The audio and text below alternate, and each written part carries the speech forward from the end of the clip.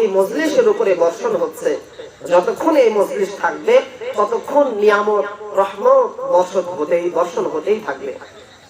তো যারা আসবে তারা ওই নিয়ামতটা পাবে, আর যারা আসবে না তাদের কপালটা পুরা, মনে করেন তাদের কপালটা পুড়ে গেছে, এই রহমতের মধ্যে আসতেও পারবে না, বসতেও পারবে না।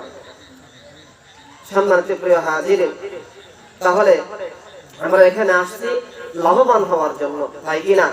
এখান থেকে আমরা কিছু আলোচনা শুনবো এবং এটা আমাদের ব্যক্তি জীবনে বাস্তবায়ন করব, আমল করব।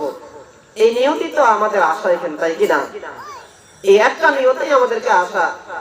এখন অনেক মানুষ ভাবতেছে যে ছোট হুজুর, দেখতে শুনতে একবারে খাটো খাটো মানুষ, এই আর কি কথা বলবে, বাচ্চা নিজের এলাকারই তো। আমার বাসা কিন্তু বেশি দূরে না, আমি আপনাদের সন্তান, আমার বাসা এই এলাকাতেই।